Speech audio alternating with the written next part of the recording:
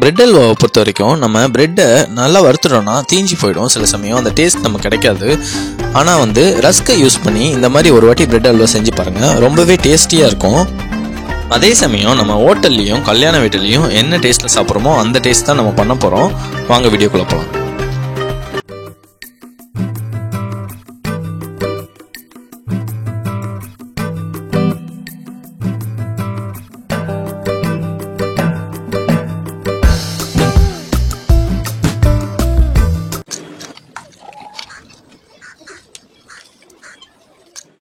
First rusk ஒரு 200 gram எடுத்துக்கோங்க. Next பார்த்தீங்கன்னா முந்திரி 50 கிராம் எடுத்துக்கோங்க. சக்கரை ஒரு கப் எடுத்துக்கோங்க. Next Horlicks powder 3 table spoon எடுத்துக்கோங்க. நெக்ஸ்ட் பார்த்தீங்கன்னா ஏலக்காய் தூள் 1 டீஸ்பூனும், குக்கிங் ஆயில் ஒரு 3 டேபிள் ஸ்பூன் எடுத்துக்கோங்க. அதுக்கப்புறம் நெய் ஒரு 3 டேபிள் ஸ்பூன் எடுத்துக்கோங்க. சால்ட் ஒரு பிஞ்ச் இல்லைன்னா 1 டேபிள் ஸ்பூன் எடுத்துக்கோங்க. தண்ணி 1 கப் எடுத்துக்கோங்க. ஃபஸ்ட்டு ரஸ்க்கை இந்த மாதிரி ஒரு பிளேட்டில் எடுத்து வச்சுக்கோங்க. 200 கிராம் எடுத்து வச்சுக்கோங்க. இதில் கொஞ்சம் ரஸ்க்கை நீங்கள் தனியாக எடுத்து வச்சுக்கோங்க. கொஞ்சம் ரஸ்கை எடுத்து இந்த மாதிரி தனியாக ஒரு பாத்திரத்தில் போட்டுட்டு கொஞ்சமாக நம்ம கையாலே நீங்கள் ஸ்ப்ளிட் பண்ணிக்கலாம். இந்த மாதிரி நார்மலாக கையாலே இந்த மாதிரி உடச்சிக்கோங்க. இதில் 75% இந்த ரஸ்கை ஒரு 150 கிராம் எடுத்துக்கோங்க. அதை மிக்சியில் அரைச்சிக்கோங்க. மீதியை இந்த மாதிரி க்ரஷ் பண்ணி இந்த மாதிரி வச்சுக்கோங்க.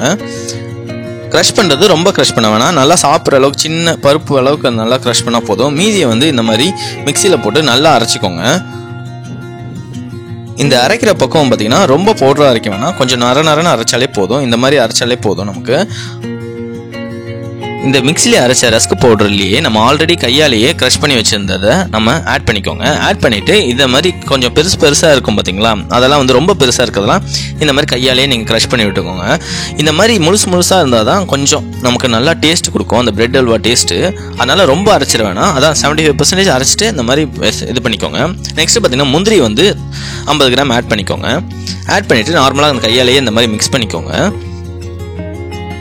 நெக்ஸ்ட் பார்த்தீங்கன்னா இந்த மாதிரி டவாவில் நம்ம ரெடி பண்ணி வச்ச மிக்சரை ஆட் பண்ணிடுங்க. ஸ்டவ் ஆஃப் பண்ணிவிடுங்க. ஆஃப் பண்ணிவிட்டு இந்த மாதிரி ஆயில் மட்டும் ஆட் பண்ணிவிட்டு பார்த்தீங்கன்னா 3 டேபிள் ஸ்பூன் ஆயில் ஆட் பண்ணிக்கோங்க. ஆட் பண்ணிவிட்டு ஸ்டவ் ஆஃப் பண்ணிவிட்டு இந்த மாதிரி நார்மலாக கிளறி விடுங்க. ஏன் இந்த மாதிரி ஆயில் விட்டுட்டு ஸ்டவ் ஆஃப் பண்ணிட்டு நம்ம பண்ணுறோன்னா, ஆயில் நம்ம ஆட் பண்ணாதான் இந்த மாதிரி நமக்கு பிரெட் அல்வாவில் அந்த மொறுமொறுப்பு தன்மை நமக்கு கிடைக்கும். அதனால தான் ஆயில் விட்டுருக்கோம். நல்லா இந்த மாதிரி கிளறி விட்டுக்கோங்க.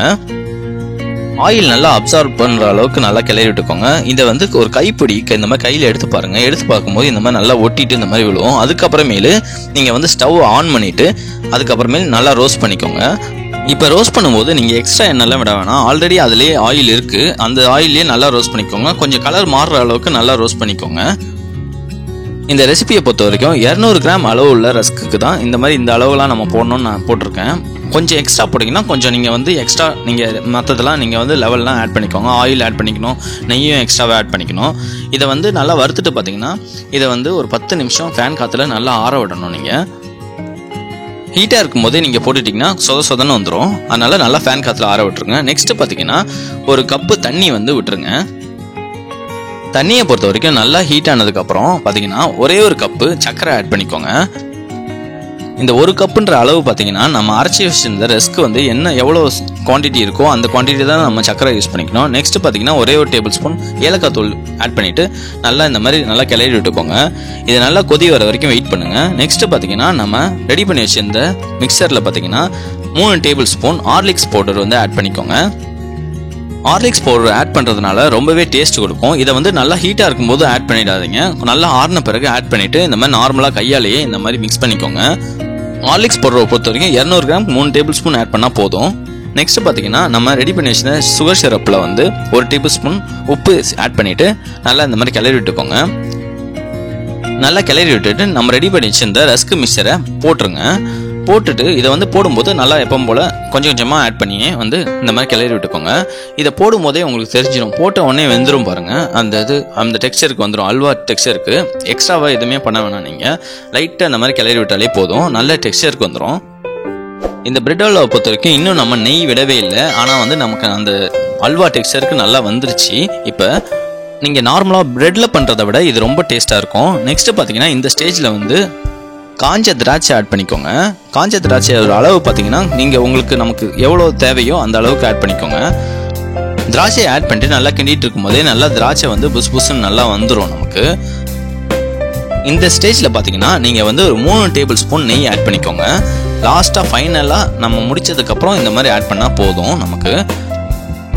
இந்த ஸ்டேஜில் நம்ம நெய் ஆட் பண்ணுறதுனால நமக்கு அந்த அல்வா ஃப்ளேவரும் அந்த டெக்ஸ்சரும் நம்மளா கிடைக்கும் நமக்கு.